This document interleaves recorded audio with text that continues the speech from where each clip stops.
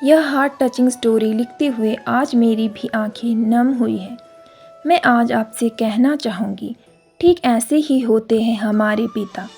हम अक्सर देखते हैं कि हम अपनी माँ से हर बात शेयर करते हैं और माँ भी इसके बदले में हमें बहुत प्यार देती है। लेकिन एक शख्स ऐसा भी होता है जो हमें छुपकर प्यार करता है। वह होते हैं हमारे पिता। यह परिवार में एकमात्र ऐसा व्यक्ति होता है जो अपने बच्चों से उन्हें बिना जताए छिपकर प्यार करता है। खुद की इच्छाओं को मारकर बच्चों के लिए सपने देखता है और उनकी खुशी में ही खुश हो जाता है। मुझे नहीं पता कि आप अपने पेरेंट्स की इज्जत करते हो या नहीं, लेकिन अगर आपके पास पेरेंट्स हैं तो आप बहुत खुशनसीब हो, क्योंकि इस दुनिया में बहुत से लोगों को तो पेरेंट्स का प्यार भी नहीं नसीब होता। अंत में मैं यही कहूँगा कि माँ बाप की भावनाओं का सम्मान करें। यह स्टोरी शुरू होती है जब मैं घर से गुस्से में बड़बड़ाते हुए निकल आया था और बस स्टैंड की तरफ आगे बढ़ने लगा।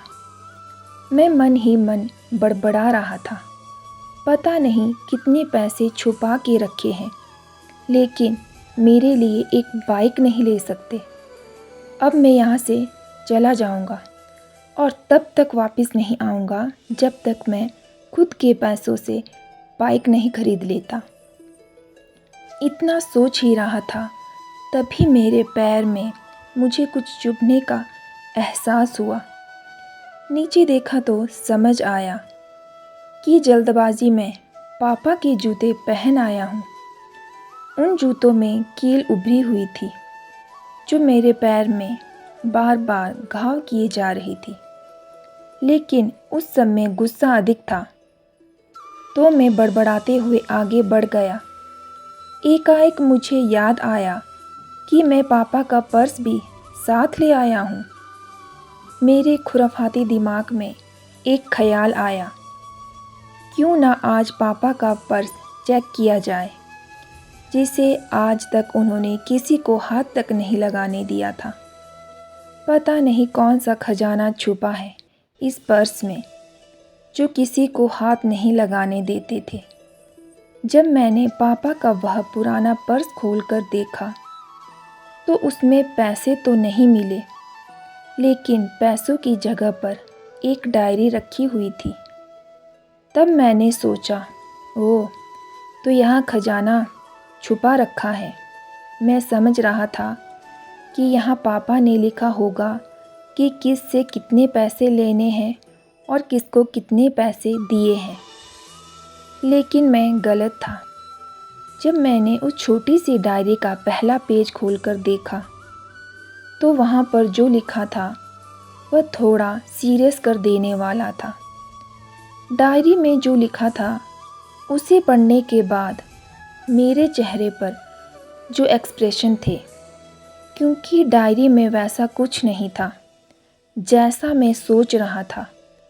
वहाँ पर उन पैसों का हिसाब लिखा हुआ था जो अलग अलग कामों के लिए अलग अलग लोगों से उधार लिए गए थे। उस लिस्ट में कंप्यूटर के नाम पर भी पैसे लिए गए थे। कुछ यूँ लिखा था, 50,000 बेटे के कंप्यूटर के लिए। यह वही कंप्यूटर था जिसे मैं आज तक यूज़ कर रहा हूँ, लेकिन मुझे यह पता नहीं था उस कंप्यूटर को खरीदने के लिए पैसे कहाँ से आए थे, लेकिन आज पता चल रहा था। मुझे आज भी याद है जब मैंने पहली बार कैमरे के लिए जिद की थी, जो मेरे पापा ने मुझे 2 हफ्ते बाद मेरे बर्थडे पर लाकर दिया था, जिसे देखकर मैं बहुत खुश हुआ था। और मुझे खुश देखकर मुझसे कहीं ज़्यादा अगर कोई खुश था तो वह थे पापा। अब मेरे चेहरे से गुस्सा एकदम गायब हो चुका था। जब मैंने आगे का पन्ना पलटा तो वहाँ पर कुछ विशेष लिखी हुई थी। पहली जो विश थी उसमें जो लिखा हुआ था, अच्छे जूते पहनना। यह बात मेरी कुछ समझ नहीं आई। तभी मेरा पाँव अचानक सड़क पर भरे हुए पानी पर जा पड़ा और तभी मेरे पाँव में कुछ गीलीपन होने का एहसास हुआ। जब मैंने जूता उतार कर देखा तो उसका तला टूटा हुआ था। यह देखकर मुझे डायरी में लिखी बात याद आ गई। तभी मुझे माँ पापा की कही बातें भी याद आ रही थी कि कैसे माँ जब कहा करती थी पापा से, अब तो जूते पुराने हो गए हैं, नए ले लीजिए, तो पापा अक्सर यह कहकर टाल दिया करते थे, जूते अभी और चलेंगे, अभी कुछ दिन पहले ही तो लिए थे।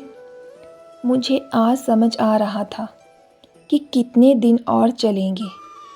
साथ ही साथ यह भी समझ आ रहा था कि पापा पर्स को क्यों छुपा कर रखते थे।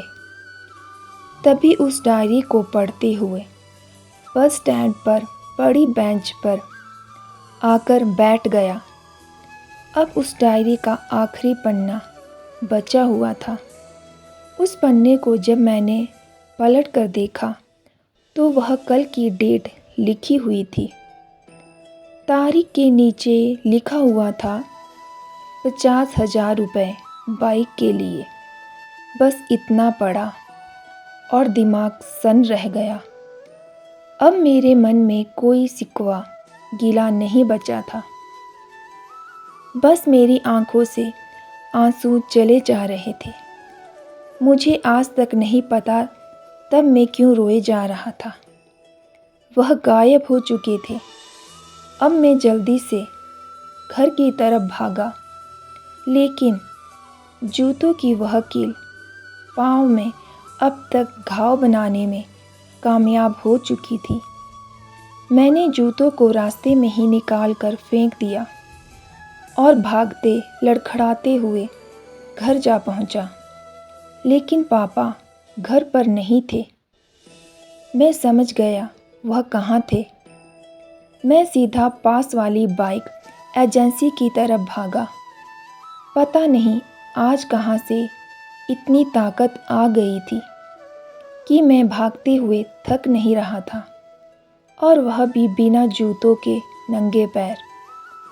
जैसे तैसे बाइक एजेंसी पर पहुंचा। पापा वहीं थे। मैंने पापा को दौड़कर गले लगा लिया और मेरी आंखों से आंसू रुकने का नाम ही नहीं ले रहे थे। पापा को समझ नहीं पा रहे थे आखिर हो क्या रहा है, मैं क्यों रो रहा हूँ।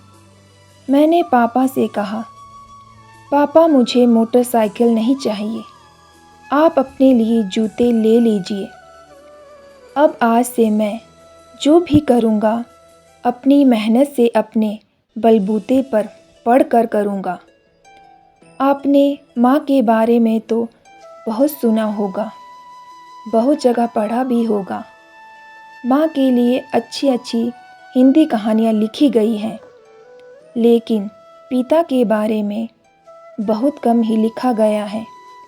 तो दोस्तों, यह हार्ट टचिंग स्टोरी उन फादर्स को समर्पित है जो अपने करियर के लिए, अपने परिवार के लिए जी जान से काम करते हैं, खुद की इच्छाओं को मार कर अपने बच्चों के सपनों को पूरा करते हैं। दोस्तों, बस इतनी सी थी ये कहानी। आई होप आपको ये कहानी पसंद आई होगी।